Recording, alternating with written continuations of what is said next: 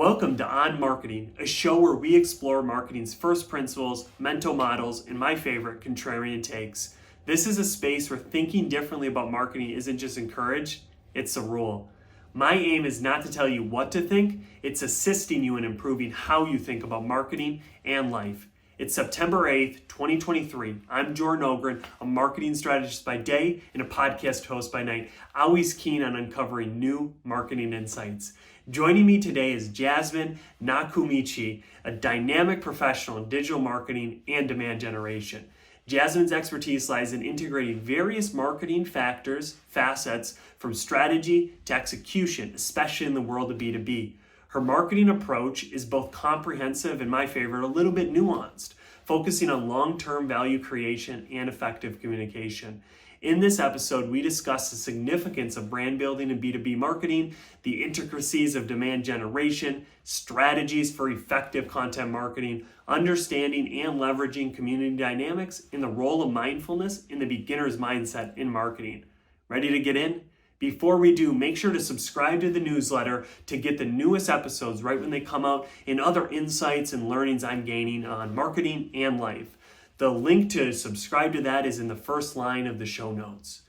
Also, a reminder that if you're watching this on YouTube, you can listen as a podcast. And if you're listening to this as a podcast, you can find it on YouTube and watch. So whatever works best for you, please indulge. And finally, the opinions shared in this podcast are individual views of the host and guests, not representing their employers or associated organizations. The content is intended for informational purposes and should not be considered professional marketing guidance. Listeners act on the information provided at their own risk. I'll see you on the other side. What is marketing and what job should it get done in a company? Yeah, I wanted to start with this one by saying, I think there's this misconception that marketing exists solely to drive leads to sales. A lot of times when people talk about marketing, it's always in that relationship with sales, right? So it's really undeniable that those two teams need to work together and need to find some kind of harmony. But there also should be, as marketers, we should have a broader marketing goal around positioning yourself properly in your given market or building a brand beyond an individual product that you sell, if that makes any sense.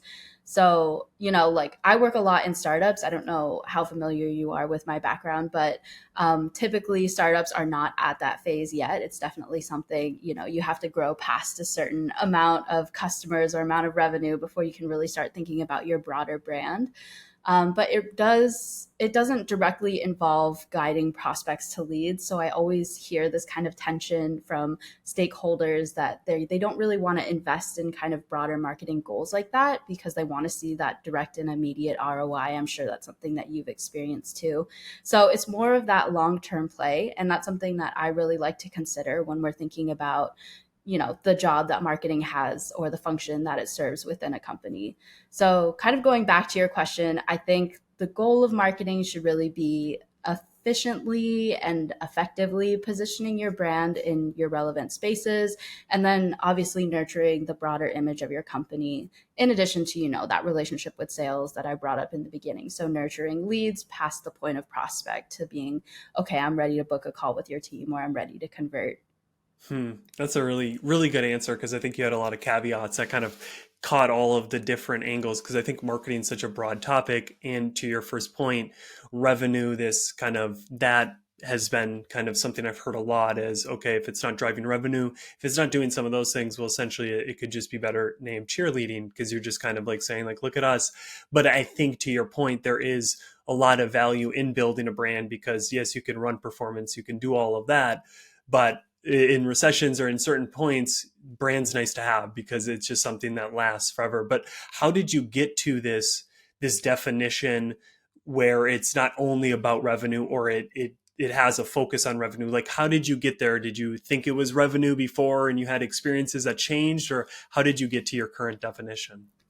Yeah, definitely. I think early on in my career, I started out as, as a lot of marketers do in the very content heavy section or the execution section. So I started out copywriting. I did a little bit of dabbling in design, things like that. So I think with that lens, a lot of times you can get so bogged down by the day to day of like, okay, these are the assets that need to be created. This is the messaging that I'm trying to push out, that you kind of fail to think about a little bit of that longer term play or like the broader brand image that you're building here and how it all fits into a bigger strategy, because you're just about, okay, this is the content that needs to go out this week and this is the content that needs to go out this week. So I think that transition for me personally only started happening when I got in deeper into marketing strategy and the, I guess, bigger concepts or theories behind building marketing strategies. So less about the execution of specific assets that are going to go out and more about how does this um, build into a broader story about our brand and the image that we're curating for the people that may not even be opportunities right now, but are probably potential opportunities down the line. And I think a part of that also comes into play when you talk about niching down on exact personas that you want to speak to and how those people perceive your brand and how your messaging kind of plays into their perception of your brand. So I don't think it was necessarily like it happened at any point or like I had an immediate shift in mind, but just as I've gotten more opportunities to open up my kind of ideas about marketing and how it plays into the bigger role of a company, that's kind of how I bought into that theory, I guess. That makes a lot of sense. I feel marketing at the highest level is somewhat of this holding to divergent thoughts of we need to drive revenue, we need short-term action, but we also need to do the content, build the libraries, build these resources that, to your point, people can consume, engage with that aren't in buying mode, which is probably over 90% of the prospects. They're just not ready to buy at the time. I have a pain, but it's not. So then they can engage with it. It's kind of this challenge of like, I have to hold these contradicting thoughts. We need to focus short term, but we also need to focus, and you can break that into performance, brand, all these different frameworks or models to think through it. But I think it's really important to understand marketing can't just be this executionary piece of a business, because not saying that the business strategy marketing has to create it, but there has to be some of that strategic part to make marketing effective, or marketing will be an order taker. And I don't see that usually ending up being effective for an organization in the long term. Yeah, I've definitely seen too. I feel like, especially in early stage startups, the first marketing hire will their kind of goal or the expectation for that hire is just going to be at the execution level. A lot of times when your startup is at maybe 5, 10, 15 people and you have your first marketing hire come in, they're like, okay, we want to start posting consistently on LinkedIn. We want to post a blog once a month. So you're going to be responsible for that. And it's almost like that marketer comes in with execution in mind and don't really get the opportunity to think about the strategy or how they're building a broader brand. That almost becomes secondary to it. So it's always interesting to find the balance between like what's the best use of our marketing resources to play both the short term and the long term. I love that. Well said. What is a belief or a thought you have about marketing that maybe it's not something people disagree heavily with, but it's just like it's not something everyone else has seen that you see? Is there anything that comes to mind for you in marketing? I want to say the big one in recent years, and this is such a buzzword, is kind of that demand gen mindset that people are talking about in B2B, where you really want to provide value without any kind of underlying commitment, right? Like, I'm going to gate this ebook, so you can't get access to it unless you give me your email so that my sales team can reach out and pitch to you. And that has kind of been, some people still have that mindset. Some people are shifting into more of this value driven mindset. I definitely fall into the second bucket there. I think providing value without any kind of underlying cost or commitment is really, really important to generate not only like interest in your brand, but you'll also, as a result or as a consequence, will bring in some high quality inbound activity, right? that's something that we do at Impactable that we were talking about before this recording too.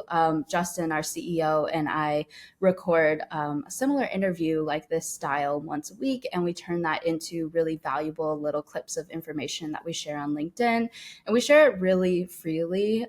We don't really hide anything in there. We specialize in LinkedIn ads, so a lot of times we'll talk about the very specific strategies that we use with clients, and people find a lot of value in that. And something Justin always says is like, you could download all of my videos from YouTube and create like a $3,000 ebook on LinkedIn ads, or you could run your own LinkedIn ads and not even buy into our services. But the people that we're trying to reach and the people that are most likely to convert are the people that are going to watch that content and be like, oh, LinkedIn ads take so much more than I thought it would take. It takes like commitment and you have to really understand the channel. And I don't want to spend the time doing that. So I'm just going to hire Justin's team to do it because he obviously knows what he's talking about.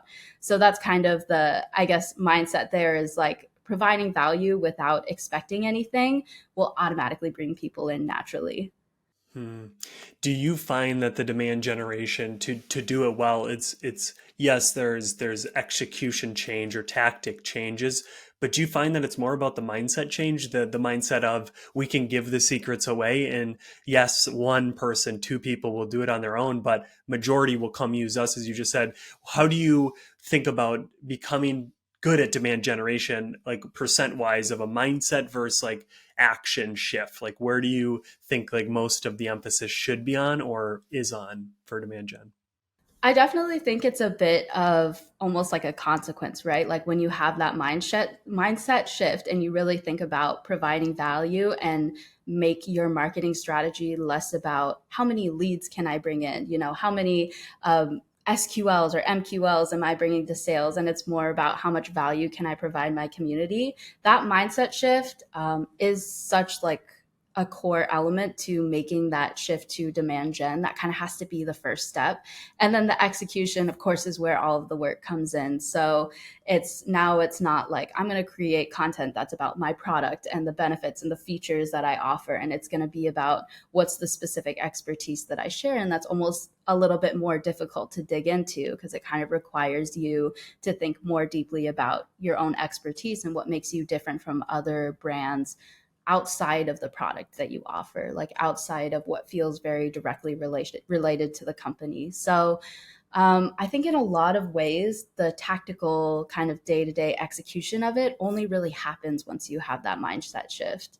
And the biggest part of it, honestly, is going to be getting your stakeholders to buy into it too. Because as marketers, right, like it makes sense to us. Definitely, like we totally buy into that long-term play. It's all about what marketing is. But then when you get, you have to get somebody else's investment in it, a lot of your company leadership, they're only going to buy into it if they see direct ROI. And that might not happen for a while because the whole idea is to like build this community, curate a community, and then provide value to them and then expect them to convert. And that's not going to happen for a while. Hmm. So we get right back to this kind of paradox of like it takes time but people want results right away, so essentially how can you do like small bets into the space maybe, or there's probably ways to overcome that challenge of the getting your stakeholders on board, and that could probably be like a whole other podcast. But I really enjoy just the whole fact of this mindset first and then your actions follow. I think that is true in so many aspects of life. If I want to be a better husband, if I want to be a better human, I can change my actions, of course, but sometimes that won't be sustainable or whichever, rather than changing my mindset, my values, the virtues I hold near to me, which then bleed out into my actions. So I really like that emphasis on kind of, yes, your actions need to change, but the mindset going through that will kind of naturally, as a consequence, as you said, I like that. Unintended even, you can then just start acting differently with the mindset shift. Yeah, exactly. I love how beautiful that is too, right? It's like marketing relates to everything in life. You could put it to the way you treat your relationships. You could put it to the way, I don't know, you decorate your house. Yeah. There is there's some limitations of that. I interviewed someone on my podcast in season one, and they were really against the way that people use dating analogies for marketing. So I totally get your point. I think marketing is everything, everything's marketing. But there are sub triggers for some people depending on the analogy that you use. So I strive to, as a metaphor guy, I strive to keep those down because with marketing they're everywhere and it just takes you to look pull your head up and you can see.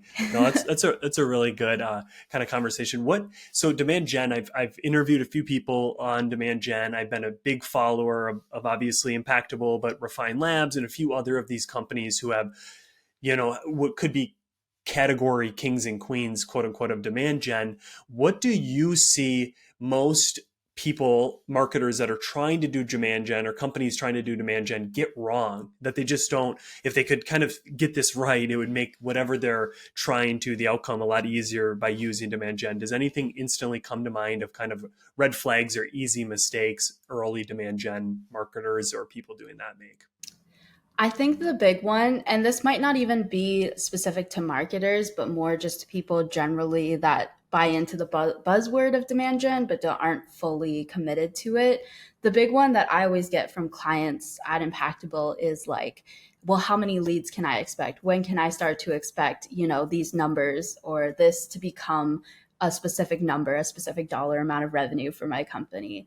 And I think demand gen is less about the numbers and more about the less tangible kind of community building that you're doing there. And so that's where people can kind of get caught up, right? Because in business, obviously, we want to be able to attribute a specific amount of value to every action that we're taking. Otherwise, how do we know that this action is correct? How do we know that this is actually the right direction for our company? I totally understand that. But I think we have to get away from wanting to attribute a dollar value to like every piece of content that I put out or every action that I take. Because at the end of the day, I was talking to Justin about this recently. There's what I like to call kind of three different types of content that you can put out organically. And so when we're talking about organic content, there's content that gets a lot of reach, a lot of impressions. It just gets loved by the algorithm and a ton of people get their eyes on it. There's content that is super engaging. Maybe not a lot of people see it, but you get a lot of comments on it. It starts conversations. People might DM you after seeing that content and be like, hey, I really want to have a deeper conversation about what you're talking about here. And then there's content that we kind of call lead magnets. So a lot of times that tends to be product focused content, things that's like encourages people to go to your website and convert and book a call with your team or buy a product.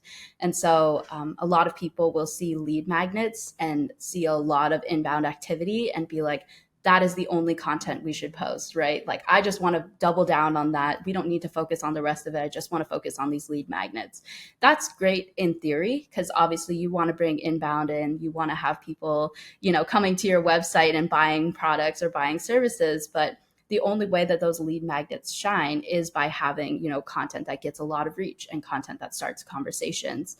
Otherwise, your lead magnets just become stale and it ends up dropping off. And that's where I see a lot of people kind of get the demand gen philosophy wrong, is like they'll see the activity from one type of content and just be like, let's just focus there. I don't want to do anything else. But then, you fail to build a community that enables that type of content to shine. Oh, that's really good. I like that kind of three types of content breakdown in the fact of if that lead magnet is what's driving those maybe outcomes that we instantly want, we can easily be drawn to that to say, why create the other stuff? Why spend time? Let's just keep creating this. I really like that. Going back to something you kind of said about the intangibles is demand gen.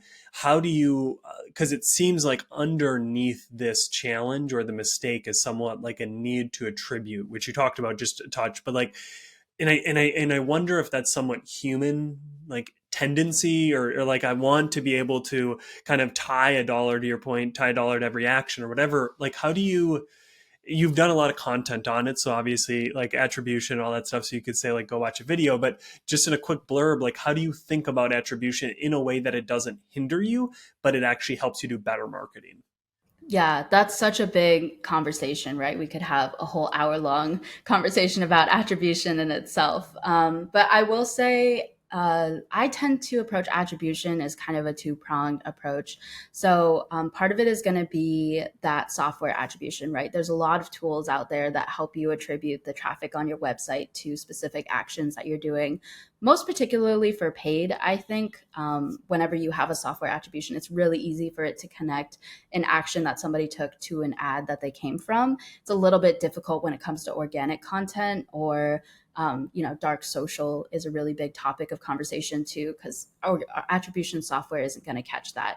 So with the software, I also like to lean into self-reported attribution. It's something we talk about a lot at Impactable too. So every sales call we get on, the first question the sales reps ask is like, how did you find out about us? And we kind of manually log that. It's not the best way. It's going to be a little dirty. It's not always going to be the most accurate, but with attribution and marketing, I don't think we need to be super specific, like super granular. Yes, it's good to know which channel is working best for us. Channel attribution, absolutely a necessity. But when it comes to like the individual ads on this channel or the individual posts on this channel, I don't think it's as necessary because you can lose so much time like trying to find the direct attribution for each action that's being taken. And you can kind of lose yourself in that. And I've done that too, where I get so deep in the attribution software that I'm looking at each individual click on the website and which post did they come from, what we were talking about in that post. So it's definitely like, as long as you understand the channel that it came from, the rough timing, that can help you figure out a good attribution strategy. And then if you have the capacity, running campaigns like every month will focus on this particular topic. And then if I know, like, let's say I was talking about LinkedIn ads for 1 month on LinkedIn, then I had a big spike of activity happen in that time. And my software tells me that activity is coming from LinkedIn and it came, during the month of August, which is when we were running this particular campaign. Then I kind of know, okay, that topic works for me. It works for me on that channel. And that's all you really need to know. You don't need to know the individual posts that people came from. I like that. Yeah, I've heard a lot about that self-attributed attribution where I've heard on the form. So like even prior to the sales call having that form. So to your point, it wouldn't be manual. It would be saved in your CRM under like a other box. And then you could, to your point, leverage software if you're using attribution software or minimum like Google Analytics or simple things like that to then pair them. But I just, yeah, it's just so interesting how with marketers, I haven't wrote on it, but I want to write a concept on the delusion that we have that we fail to realize we're also buyers, we're also consumers. And if someone was to attribute like one of my last purchases, it'd be insane. It's like he's talking to his neighbor, he's talking to a dog. Like, how did he get like it's like you can't get that on there. So it's sometimes like when we do marketing, we kind of forget, wait, I'm also a marketed person and I don't act the way that I'm trying to key in the people that, and I think there's two ways to look at it. You could look at that in the sense of like psychology is happening under the currents, but it's really good to understand that so then you can manipulate yada yada. I don't think attribution is as much like that, where even if you look to your point click by click and under the, you just get kind of this like quantum mechanics or physics where it's just like it still doesn't make sense. Like, how does this add up? So I think that's something for me. It's like it's less of psychology where yes, the more you understand, like it's helpful. Sure. I think there's diminishing returns on attribution at a certain point. You're now not bringing value to the business by going so much deeper versus kind of keeping a few hands on the information, but you're not wasting time, quote unquote, trying to cause and affect everything. Yeah, definitely. And it's always important to remember to like when you're an employee at a company, your time is, a resource for the company. And if you're wasting a lot of your time or you find yourself as a marketer wasting a lot of time on attribution and reporting and not actually on executing, that can kind of be, a diminishing return for your company too, just like a waste of your time as an employee. So always good to find the balance there. Yeah, and I think in any market, but especially sometimes more unstable markets, it's very helpful to be a valuable employee and not someone maybe a company could look at of like, this person seems like they spend a lot of extra time, yada yada. We could probably lose them and keep moving fine. Yeah, no, I think it's a salient lesson for marketers, but for any person in a company to try to make your actions be of high value because you want to be that linchpin versus just a cog that we can easily replace. Yeah, Awesome. definitely. Well, that was really good. I think I'm now ready to jump into the hot seat. So this is the first time we didn't do this in season one. So the wheels or the rails, we might go off the crazy train. I think I said that backwards, but regardless, marketing hot seat. I'm going to ask you a bunch of questions, rapid answers. You can obviously comment more if you have more comments, but we're going to go through verses. So this or that, yes and no, and then the more open ended is where we'll finish. So are you ready, Jasmine, to get into the hot seat? All right, I'll do my best. Perfect, perfect. Which is better for targeting for B2B marketing, LinkedIn or Google Ads? Ooh, this is a bit of a cop out answer, but I say Google Ads for cold and then LinkedIn for retargeting. Google Ads Hmm. is really great to find people with the right intent, but not really qualified traffic, and then retargeting them on LinkedIn so you can kind of get in those qualifying filters and identify the right people that you want to reach. Perfect answer. Which gives a more accurate picture of attribution, first click or last click? I know we just kind of had a whole combo, but if you had to pick one or the other, first click, last click, which would you choose? It has to be last click, but first click is still going to be important. Only for the stakeholders or the leaders at your company, because otherwise they'll just tell you to stop paying money in cold, and cold is where all of those first click actions are going to happen. I love that. I love that. Dynamic ads or static ads on LinkedIn? And this may not even be, I don't do many ads on LinkedIn. So is that even a good question?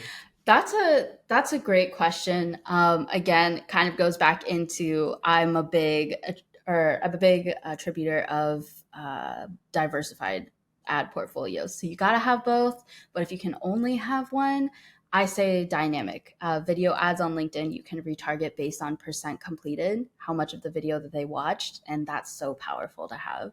Hmm.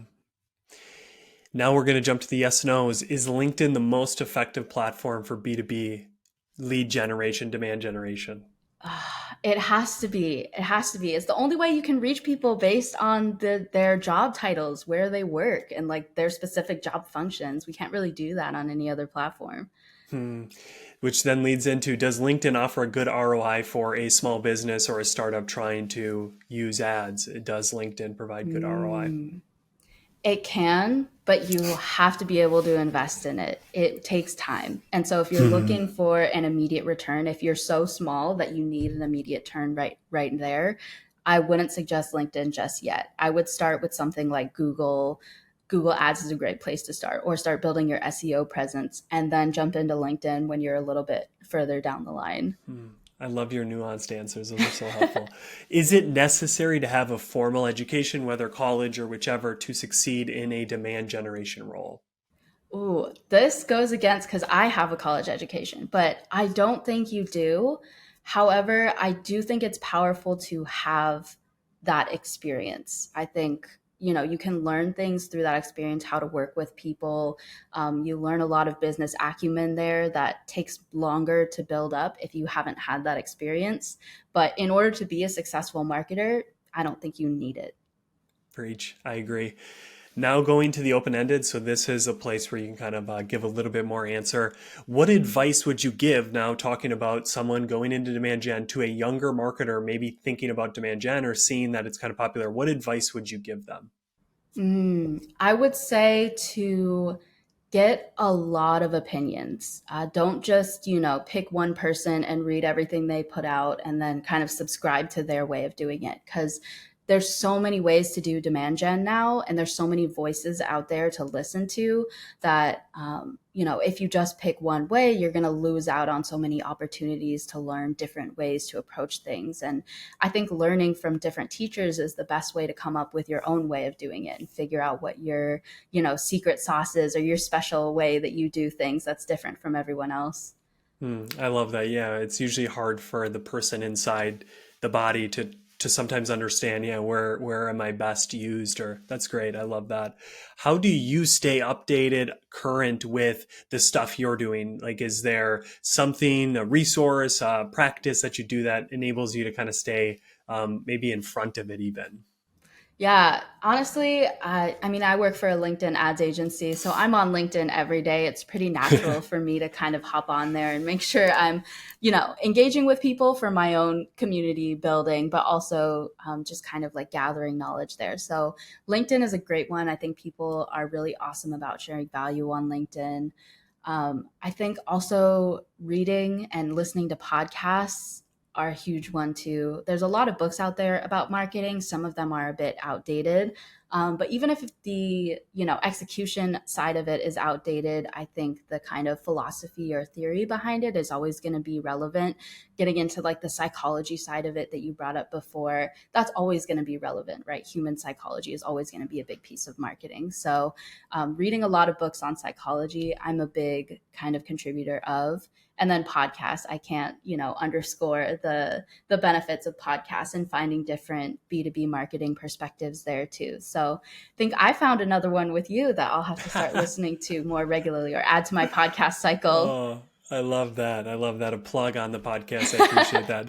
Great answer, though. I do really think a post or something I wrote was like burn your marketing books. I think there's a lot of value in them, to your point, but I really think there's a lot of value in reading different books. Yes, on psychology, but even I had somebody on the podcast, World War II. These different stories where leadership and some of these principles you can kind of understand them or try to better grasp them. And I think sometimes we can get to especially nowadays with a new marketing book written every 25 seconds. I think there's just so many new ones that you have to really sometimes fight through the weeds of like what's an older book, which I find a lot of value in, or what's like a new book, but I think it'll stand the test of time and it's not, a chat GPT guide or something, which is useful. But I agree with like being just open to learning is super effective for marketers.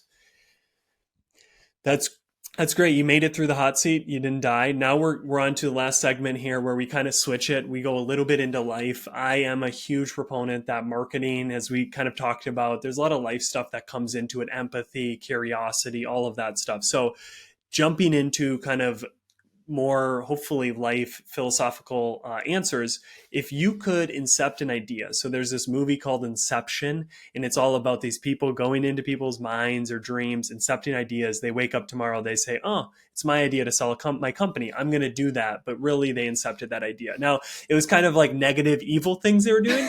So I want to switch it, and I want you to incept an idea that would be positive. So tomorrow everybody in this world wakes up and your idea you incept, they believe it, it's their idea, and they act out of it. What idea, what belief are you incepting?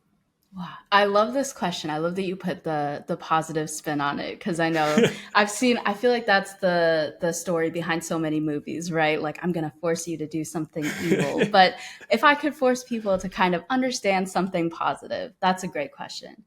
Um, I think mine would have to be kind of dispelling this misconception that you're either a technical person or you're a creative person. And I really kind of like was fell into that mindset when I was really early in my career, especially when I was in college and I felt like I needed to pick a career or pick a path that I was going to walk down. And it felt like the paths in front of me were either, highly technical, you don't get to be creative, you're just focused on execution, or, you get to be super creative, but you're probably not going to make a lot of money or you're not going to be very technical. And I feel like marketers probably all feel this too, but I feel like I sit at the intersection between very technical, process oriented thinking and then also being creative.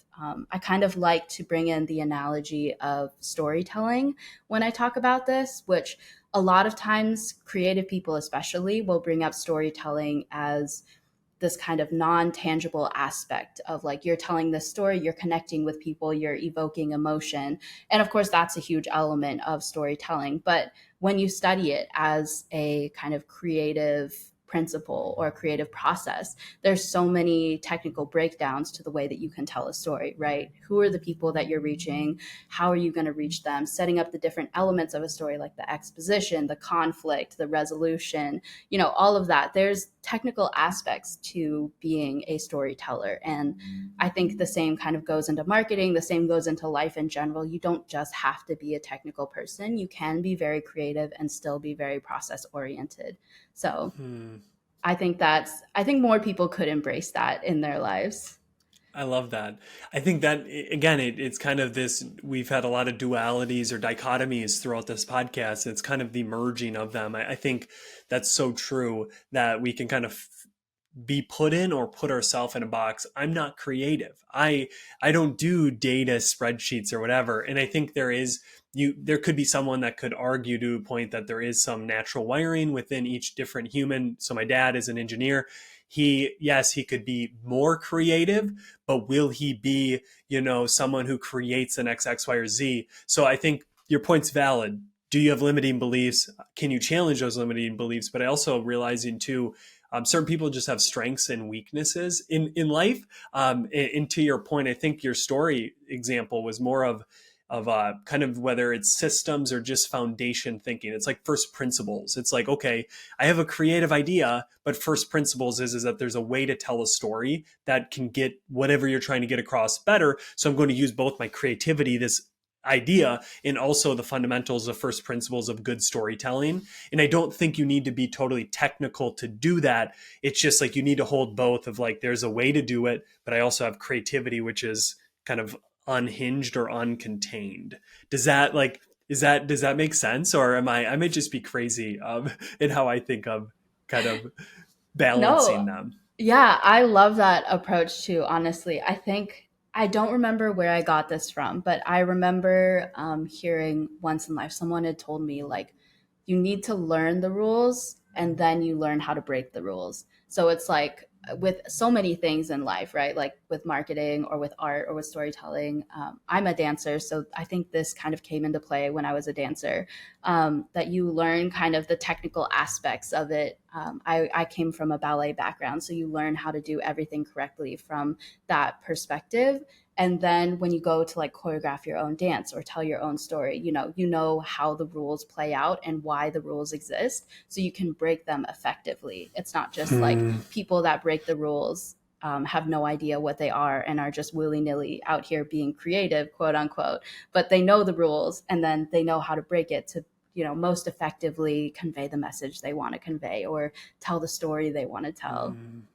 No, I love that. Yeah, I think that's maybe what it is. It's the fundamentals, those kind of the like with basketball, it would be, kind of having the good shot, but you can also find somebody in the NBA who has their kind of elbow out more. And it's like, well, how are they doing that? And it's like maybe they know, yes, it's supposed to be here, but I compensate with something else. Like I push the Hmm. ball further, whatever that may be. So I think that's at the core premise of this podcast is tactics, all that stuff. Yeah, really cool threads. Let's talk about it. But it's like, let's get to the fundamentals, the things that don't change, which is kind of that understanding the rules and then inventing off of them. So kind of doing something a slightly bit different remix. I think that's at the core of almost all creativity or all art is kind of that process of remixing from the rules or from these fundamentals. Yeah, definitely.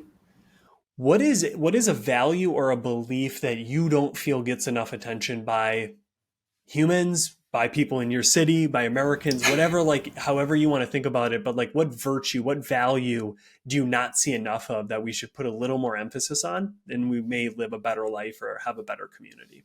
Mm. I think this sounds a bit redundant because people talk about it all the time, but the value of quality over quantity, people talk about it all the time. I feel like it always gets brought up, but in theory, people know about it, but in practice, it feels like there are so many people that kind of invite excess clutter into their lives, even if they don't intend to, or if they preach this kind of quality over quantity mindset. So I think it's not even like it deserves more attention because it has attention, but just actually implementing it in practice, right? In marketing, you see people put out a ton of content that isn't very high quality, but then you'll see them also preach, quality over quantity. Or in these like life relationships that you have, like when I was younger, I definitely subscribed too much to a quantity over quality belief where I really wanted to have a lot of friends and I wanted to be super popular. And then as you get older, you realize it's better to have those quality relationships than to have a ton of friends around you. So definitely, like maybe it doesn't need more attention, but needs a little more practice for in some ways. I love that because I think your point's super valid. I think we have a lot of the models and what we need to do. It's just that step to actually doing it, living kind of a life of minimalism in the sense of not being a minimalist, but just really trying to be like, what do I really need? What money do I really need to make? And a lot of that. And I think your point of this change of expansive friends or like kind of like wide or deep. And I think there's just so much value and depth deep in just everything in life. Being a person of depth. So it's like, sure, you could do a million different things, but there's just something that I enjoy when I connect with someone that it's like in some area, in some domain, they've gone really deep. And that's cool because as someone curious, I then can scuba dive with them to that depth of like, let's go deep. And I'm someone like you as well that I never was great at having friends, but I was kind of popular or whatever. And I quickly realized I'd rather have 4 people that will answer my call versus 400 that I don't know if they'll pick up because we're just friends on a Friday night or we're just friends when there's beneficial outcomes for Hmm. both. That's Yeah, tough definitely. though, to your point, to put into practice. What is one thing that you hope doesn't change? So this could kind of be a little bit in an answer you gave, but what is something that you hope doesn't change in the next 10 to 15 years? Everything's changing, ChatGPT, AI, yada yada, but like what do you hope by 20, 35 or whatever, we're still believing, we're still thinking. What do you hope doesn't change? Things I hope doesn't change. I would say, um, I'm going to start with a little bit of a selfish answer here. On like a self-serving kind of scale, in myself, I hope that, in 2035, I'm still going to have the passion and drive for what I do. And that might be true for a lot of people, right? Like it's very much an era, especially in B2B marketing, where there's so much change happening. There's, like you said, the rise of AI. There's new concepts and strategies like demand generation that people are getting really excited about, and B2B marketing right now is shifting so much because there's so many new players in the game that are bringing new ideas, and kind of like everybody seems to have this strong passion to make the kind of marketing community better. So maybe that's not too self-serving. Maybe that's something I hope that doesn't change in everyone. But as much as like everything is changing, the fact that everyone is so passionate about the change and wants to find ways to implement and wants to experiment, I hope that doesn't change in the marketing world. I love that, we are perpetual experimenters as marketers. We always want to do something new. We're always trying to catch up with the new social media channel or the new way of doing things. So that's a really exciting part, I think, of being a marketer, and I hope would never change. I love that. I think a few thoughts came that I won't indulge too deeply on, but I think it could also be a natural state that marketing is now becoming more important in change management. I mean, obviously, clearly, the communication piece of marketing is super important, both internal and external through change or whatever. But I think like that could be the reason why marketing is such a passionate thing for people right now. And I can only imagine the future to come with more change, with all that, it would be very helpful to your wish that we all stay as passionate about this, mastering it, getting better at marketing, because I think it's going to be, if not now, even then it'll be more crucial as kind of a competitive advantage of people knowing, and especially as the old cast, quote unquote, retires, goes away, this new cast will take over. And if you haven't been really studying and you haven't been doing it, you're just going to do the same old thing that the old cast did, and that'll be even, because now it's ineffective. So in 25 years, it'll be even more ineffective to do like that print ad or whatever that old play is, and those have places in marketing strategies. But I think it's critical that we stay passionate and curious on marketing and how it can help companies grow. So I like that one. Yeah, Fine. I love that. Final question, Jasmine, for you before we end. What is one habit, a practice you do outside of marketing, outside of business, that when you come back to do business, when you come back to do marketing, you're more refined, you're more focused? Is there one thing you do that comes to mind that helps you do marketing better? Hmm. I think, and this is a habit I picked up recently. I started reading a little bit about Japanese Zen Buddhism. Just in my personal life, I've been practicing a little bit more meditation and trying to find like mindfulness in myself. I think just an important practice to do, kind of like finding that center in yourself, and still finding that in your personal life. when I bring that into marketing, the main mindset that comes to mind is this concept of a beginner's mindset that I've been reading about lately. Essentially, what it is like if you consider yourself an expert in what you do. So, if I consider myself a LinkedIn ads expert, then there's only one path that I can walk down. I can only walk down the path of being a LinkedIn ads expert and focusing in on this channel.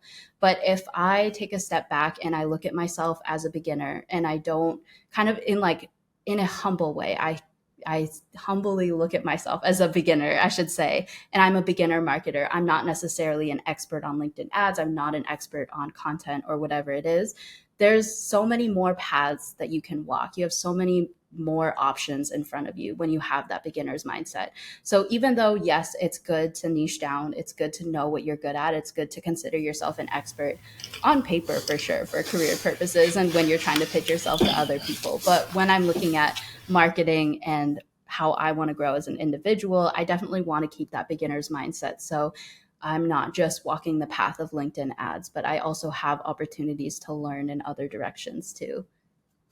I love that. I've never really heard the beginner's mind tied to optionality. That's a unique way to kind of think of it, as you essentially decrease your options when you're the expert, and you essentially destroy any future position that could be beneficial if it isn't your expert way. So the LinkedIn, if a new platform comes out, you're essentially screwed if you don't have that beginner's mind, because you're not approaching everything. And I think one way, because beginner's mind is something that I've come across in my studies and stuff, and I think it's super important. In one way that I've kind of heard it said that makes it very visual is that you never step in the same river twice, in the sense that even if it's the same river, the water has moved. And kind of having that same mindset that there's no campaign. Every campaign I attack, it's a new campaign, which I've been talking to a lot of people on this podcast, then it kicks in the thinking. So you're using Daniel Kahneman, thinking fast, thinking slow, it kicks in your system two thinking. So system one thinking is kind of autonomous. Are you a good driver? Yes, I am.